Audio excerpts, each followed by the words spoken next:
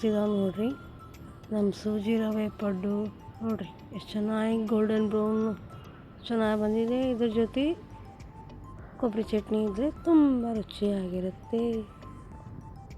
Hi hello ನಮಸ್ಕಾರ, welcome back to ಗುಬೀಸ್ cooking and log ಚಾನಲ್ಗೆ ಸ್ವಾಗತ ಸುಸ್ವಾಗತ ಫ್ರೆಂಡ್ಸ್. ಇವತ್ತಿನ ರೆಸಿಪಿ ಬಂದುಬಿಟ್ಟು ಇನ್ಸ್ಟಂಟಾಗಿ ಸೂಜಿ ರವೆದ್ದು ಪಡ್ಡು ಹೇಗೆ ಮಾಡೋದು ಅಂತ ನಿಮ್ಗೆ ತೋರಿಸ್ತೀನಿ.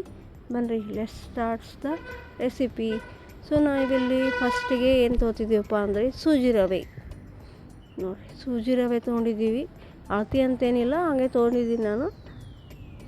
ಆಮೇಲೆ ಇದಕ್ಕೆ ಮೊಸರು ತೊಗೋಬೇಕು. ಈ ಸ್ಪೂನಿಂದ ನಾನು ಒಂದು 4-5 ಸ್ಪೂನು ಮೊಸರು ಹಾಕ್ಕೊಂಡಿದ್ದೀನಿ ನೋಡಿರಿ. ಮೊಸರು ಹಾಕ್ಕೊಂಡು ಬೇಕಾದಷ್ಟು ನೀರು, ಕನ್ಸಿಸ್ಟೆನ್ಸಿ ಯಾವುದು ಪಡ್ಡಿನ ಹಿಟ್ಟು ಕನ್ಸಿಸ್ಟೆನ್ಸಿ ಮಾಡ್ಕೋಬೇಕಲ್ಲ, ಸೊ ನೀರು ನೋಡ್ಕೊಂಡು ಹಾಕೋಬೇಕು. ಮತ್ತು ಬೇಕಂದರೆ ಆಮೇಲೆ ಹಾಕೋಬೋದು, ಬಟ್ ನಾವು ಕನ್ಸಿಸ್ಟೆನ್ಸಿ ನೋಡ್ಕೊಂಡು ಹಾಕೋಬೇಕು ಫಸ್ಟಿಗೆ. ಭಾಳ ಅಳಸಾತಂದರೆ ಪಡ್ಡು ಬರೋಲ್ಲ ಇದು. ಸೊ ಸ್ವಲ್ಪ ನೀರು ಹಾಕ್ಕೊಂಡು ಕಲಿಸ್ಕೋಬೇಕು. ನಮ್ಗೆ ಗೊತ್ತಾಗುತ್ತಲ್ಲ ಕನ್ಸಿಸ್ಟೆನ್ಸಿ ಯಾವ ರೀತಿ ಇರಬೇಕು ಪಡ್ಡಿನ ಹಿಟ್ಟು ಅಂಥೇಳಿ. ಸೊ ಇನ್ನೂ ಸ್ವಲ್ಪ ಗಟ್ಟಿಯಾಗಿ ಇದ್ದರೆ ಆಮೇಲೆ ನೀರು ಹಾಕ್ಕೊಂಡು ಸ್ವಲ್ಪ ಇದನ್ನು ಮಾಡ್ಕೋಬೋದು. ಬಟ್ ಅದಕ್ಕೆ ಬಿಫೋರೇ ಒಂದು ಸಲ ಚೆನ್ನಾಗಿ ನೋಡಿಕೊಂಡು ಕನ್ಸಿಸ್ಟೆನ್ಸಿ ಮಾಡ್ಕೋಬೇಕು. ಸೊ ನಾನು ಇವಾಗಿಷ್ಟು ನೀರು ಹಾಕ್ಕೊಂಡಿದ್ದೀನಿ. ಮತ್ತು ಬೇಕನ್ನಿಸ್ತು ಅಂದರೆ ಆಮೇಲೆ ಹಾಕ್ತೀನಿ ನೀರು ಮತ್ತು ಬೇಕಂದರೆ. ಸೊ ಇವಾಗ ಈ ರೀತಿ ಇಷ್ಟು ಕನ್ಸಿಸ್ಟೆನ್ಸಿ ನಾನು ಮಾಡ್ಕೊಂಡಿದ್ದೀನಿ ನೋಡಿರಿ. ಇವಾಗ ಇದನ್ನು ಒಂದು 20-30 ನಿಮಿಷ ಅದ್ರ ಜೊತೆಗೆ ಸೇರ್ಕೊಳ್ಳಿಕ್ಕೆ, ಅಂದರೆ ಮೊಸರು ಅದು ಸೂಜಿ ರವೆ ಸೇರ್ಕೊಳ್ಳಿಕ್ಕೆ ಇಟ್ಕೊಳ್ರಿ. ಒಂದು 20-30 ನಿಮಿಷ ಇಟ್ಕೊಂಡು ಮುಚ್ಚಿಟ್ಕೊಳ್ರಿ. ಈಗ ಇದಕ್ಕೆ ನಾವು ಇಷ್ಟು ಹಿಂಗೆ ಮಾಡಲ್ಲ, ಇದಕ್ಕೆ ಏನೇನು ಹಾಕಬೇಕು ಇದ್ರ ಜೊತೆ ಅಂಥೇಳಿ ತೋರಿಸ್ತೀನಿ ಬನ್ನಿರಿ. ಏನೇನು ಬೇಕಪ್ಪ ಅಂದರೆ ಇದಕ್ಕೆ ಕೊತ್ತಂಬರಿ, ಅಲ್ಲ ಮೀನ್ಸ್ ಜಿಂಜರು, ಆಮೇಲೆ ಹಸಿಮೆಣ್ಸಿನ್ಕಾಯಿ, ಒಂದು 5-6 ಹಸಿಮೆಣ್ಸಿನ್ಕಾಯಿ, ಕೊತ್ತಂಬರಿ, ಏನು ತುರಿದಿರೋ ಕ್ಯಾರೆಟು, ಇವನ್ನೆಲ್ಲ ಮೊದಲು, ಮತ್ತು ಸಣ್ಣದಾಗಿ ಹೆಚ್ಚಿರೋ ಈರುಳ್ಳಿ, ಒಂದು ದೊಡ್ಡ ಸಣ್ಣದಾಗಿ ಹೆಚ್ಚಿರೋ ಈರುಳ್ಳಿ. ನಾನಿಲ್ಲಿ 2 ಸಣ್ಣ ತೊಗೊಂಡಿದ್ದೀನಿ. ದೊಡ್ಡದಾದರೆ ಒಂದೇ ಪೂರ್ತಿ ಒಂದು ದೊಡ್ಡದು ತೊಗೊಂಬಿಟ್ರೆ ಇವನ್ನೆಲ್ಲ ಸಣ್ಣಗೆ ಹೆಚ್ಚಿಟ್ಕೊಳ್ರಿ. ಈ ರೀತಿ ತುರ್ಕೊಂಡಿದ್ದೀನಿ ನಾನು ಕ್ಯಾರೆಟು. ಇಷ್ಟೆಲ್ಲ ಮಾಡಿದ್ದೀನಿ ನೋಡಿರಿ, ತೆಗೆದಿಟ್ಕೊಂಡಿದ್ದೀನಿ. ಇವಾಗ ಚಟ್ನಿ ಮಾಡೋಣ. 20-30 ನಿಮಿಷ ಆಗಬೇಕಲ್ಲ, ಅದು ಫಾರ್ಮಿಲೇಷನ್ ಆಗಬೇಕಲ್ಲ. ಸೊ ಅಷ್ಟರಲ್ಲಿ ನಾವು ನಮ್ಮ ಕೊಬ್ಬರಿ ಚಟ್ನಿ ಮಾಡ್ಕೊಂಬಿಡೋಣ. ಇದಕ್ಕೆ ಕೊಬ್ಬರಿ, ಜಿಂಜರು, ಒಂದು 4-5 ಹಸಿಮೆಣ್ಸಿನ್ಕಾಯಿ, ಕೊತ್ತಂಬರಿ, ಒಂದಿಷ್ಟು ಶೇಂಗಾಕಾಳು, ಆಮೇಲೆ ಪುಟಾಣಿ, ಆಮೇಲೆ ಉಪ್ಪು, ಜೀರಿಗೆ, ಆಮೇಲೆ ಉಪ್ಪು, ರುಚಿಗೆ ತಕ್ಕಷ್ಟು ಉಪ್ಪು, ಲೆಮನ್ನು, ಸಕ್ಕರೆ ಇದನ್ನೆಲ್ಲ ಹಾಕ್ಕೊಂಡು ಒಂದು ಸುತ್ತು ಗ್ರೈಂಡ್ ಮಾಡಿದರೆ ನಮ್ಮದು ಕೊಬ್ಬರಿ ಚಟ್ನಿ ರೆಡಿ ಆಗಿಬಿಡುತ್ತೆ. ಸೊ ನೋಡಿರಿ, ನಮ್ಮದು ಕೊಬ್ಬರಿ ಚಟ್ನಿ ಇವಾಗ ಮಿಕ್ಸಿಗೆ ಹಾಕ್ತಿದ್ದೀನಿ. ಸೊ ಮಿಕ್ಸಿಗೆ ಹಾಕ್ಕೊಂಡಿಟ್ರೆ ಅದೊಂದು ಕೆಲಸ ಮುಗಿದು ಹೋಗ್ಬಿಡುತ್ತೆ.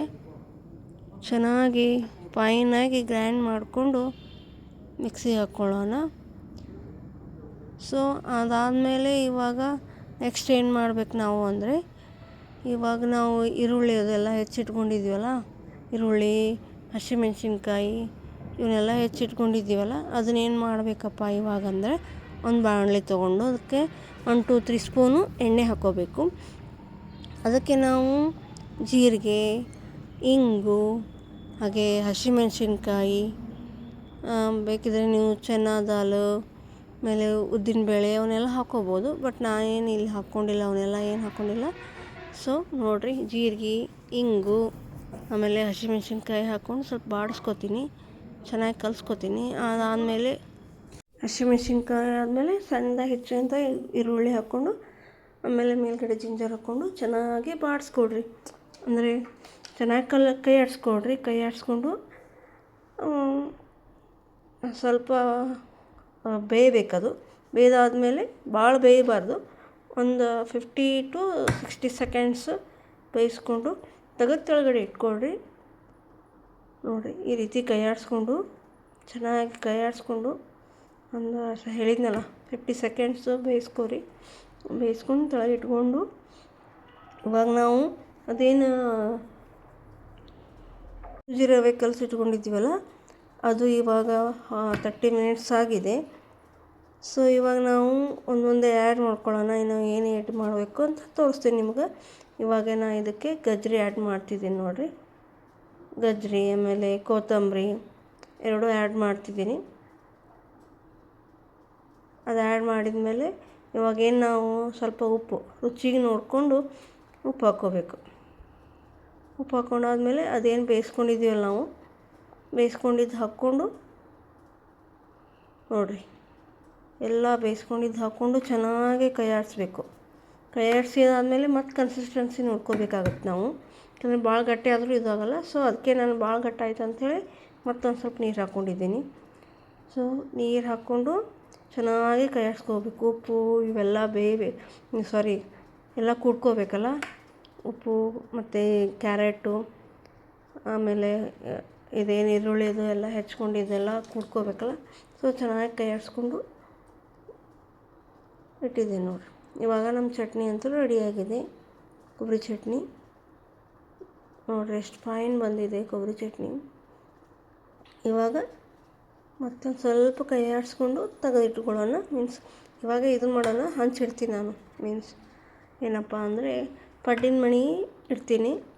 ಇವಾಗ ಒಂದೊಂದಕ್ಕೆ ಎಣ್ಣೆ ಹಾಕಿ ಕಾಯ್ಲಿಕ್ಕೆ ಇಟ್ಟಿದ್ದೀನಿ ನೋಡಿರಿ. ಮೊದಲಿಗೆ ಸ್ಟಾರ್ಟಿಂಗು ಸ್ವಲ್ಪ ಜೋರಾಗಿ ಇಡ್ರಿ. ಎಣ್ಣೆ ಹಾಕ್ಕೊಂಡು ಎಲ್ಲ ಇದಕ್ಕೂ ಎಣ್ಣೆ ಹಾಕ್ಕೊಳ್ರಿ. ಹಾಕ್ಕೊಂಡು ಒಂದೊಂದೇ ಪಡ್ಡು ಹಾಕ್ಕೊಳ್ರಿ. ಇವಾಗ ನಾವು ಹಾಕ್ಕೊಳ್ಳೋಣ ಪಡ್ಡನ್ನು.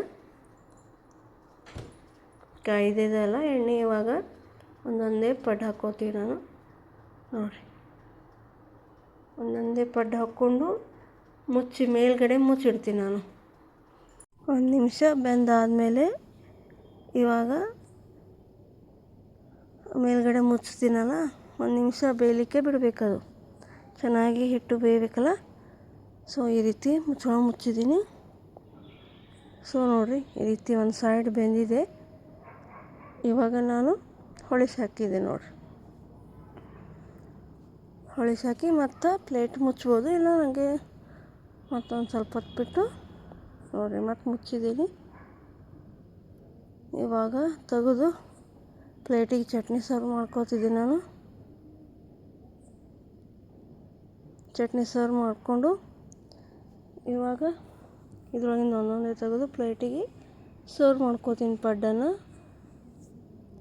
ನೋಡಿರಿ ಈ ರೀತಿ ಬಂದಿದ್ದಾವೆ ಗೋಲ್ಡನ್ ಬ್ರೌನು. ಒಂದೊಂದೇ ತಕ್ಕೊಂಡು ಪ್ಲೇಟಿಗೆ ಸರ್ವ್ ಮಾಡ್ಕೋತೀನಿ. ಸೊ ನೋಡಿರಿ ಎಷ್ಟು ಚೆನ್ನಾಗಿ ಬಂದಿದ್ದಾವೆ ಗೋಲ್ಡನ್ ಬ್ರೌನು ಪಡ್ಡು. ನೋಡಿರಿ ತುಂಬ ಚೆನ್ನಾಗಿ ಬಂದಿದ್ದಾವೆ. ಮನೆಯಲ್ಲಿ ಎಲ್ಲರೂ ಖುಷಿಯಾಗಿ ತಿಂದು ಇಷ್ಟಪಟ್ಟು ತಿಂದರು. ನಮ್ಮ ನಿತೀಶನು ಸಖತ್ತಾಗಿದ್ದಾವೆ ಅಂತ ಹೇಳಿದ. ಸೊ ನೆಕ್ಸ್ಟ್ ಇನ್ನೊಂದು ಮಾಡ್ತೀನಿ ನೋಡಿರಿ. ಇನ್ನೊಂದು ಒಬ್ಬಿ ಮಾಡ್ತೀನಿ ನೋಡಿರಿ. ತಿನ್ನಂದರೆ ನಗ್ತಾನೆ. ಅದನ್ನ ಎಷ್ಟು ಚೆನ್ನಾಗಿ ಮುರ್ಕೋತಿದ್ದ ನೋಡಿ. ತಿನ್ನಲಿ ಬೇಡ ಅಂತೇಳಿ ಬಿಸಿ ಇದೆ. ಸೊ ಅದಕ್ಕೆ ಇಷ್ಟೇ ಮುರ್ಕೊಂಡು ತಿಂದವನು. ಸೊ ಇವಾಗ 2ನೇ ಒಬ್ಬಿ ಹಾಕಿದ್ದೀನಿ. ಇನ್ನೆಲ್ಲ ಹಾಕಿ ಹೊಳಿಸ್ಕೊಂಡು ಹಾಕ್ಕೋತಿದ್ದೀನಿ ನೋಡಿರಿ. ಇವಾಗ ಒಂದೊಂದೇ ಹೊಳಿಸ್ಕೊಂಡು ಹಾಕ್ಕೊಂಡು ನೆಕ್ಸ್ಟ್ ಇನ್ನೊಂದು ಪ್ಲೇಟಿಗೆ ಸರ್ವ್ ಮಾಡ್ಕೋತೀನಿ ನಾನು. ತುಂಬ ರುಚಿಯಾಗಿರ್ತವೆ ತಿನ್ನಲಿಕ್ಕೆ, ಸಾಫ್ಟಾಗಿ ಚೆನ್ನಾಗಿ ಬರ್ತಾವೆ. ಅದ್ರ ಜೊತೆ ಕೊಬ್ಬರಿ ಚಟ್ನಿ ಹಚ್ಕೊಂಡು ತಿನ್ನಬೇಕು ಅಂದರೆ ತುಂಬ ಚೆನ್ನಾಗಿರುತ್ತೆ.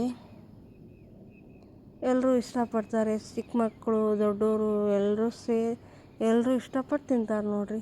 ನೀವು ಒಂದು ಸಲ ಮನೇಲಿ ಟ್ರೈ ಮಾಡಿರಿ, ಮಿಸ್ ಮಾಡಬೇಡ್ರಿ. ಇವತ್ತಿನ ರೆಸಿಪಿ ಹೇಗೆ ಅನ್ನಿಸ್ತು ಅಂತ ನನಗೆ ಕಮೆಂಟ್ ಮಾಡಿರಿ, ಲೈಕ್ ಮಾಡಿರಿ. ನಾ ಹಾಕೋ ರೆಸಿಪೀಸೆಲ್ಲ ಇಷ್ಟ ಆಗ್ತಿದ್ರೆ ಲೈಕ್ ಮಾಡಿ, ಶೇರ್ ಮಾಡಿ, ಕಮೆಂಟ್ ಮಾಡಿ. ಹಾಗೆ ಸಬ್ಸ್ಕ್ರೈಬ್ ಆಗೋದು ಮಾತ್ರ ಮರಿಬೇಡ್ರಿ. ಮತ್ತು ಪಕ್ಕದಲ್ಲಿರೋ ಬೆಲ್ ಐಕಾನ್ನ ಪ್ಲೀಸ್ ಕ್ಲಿಕ್ ಮಾಡಿ. ನಾ ಹಾಕೋ ರೆಸಿಪೀಸ್ ಎಲ್ಲ ನೋಟಿಫಿಕೇಷನ್ ನಿಮಗೆ ಬರುತ್ತೆ, ನೀವೇ ಫಸ್ಟ್ ನೋಡ್ಬೋದು. Thanks for watching. Keep support me. Subscribe my YouTube channel. Bye bye, take care. Next ವಿಡಿಯೋದಲ್ಲಿ ಸಿಗ್ತೀನಿ.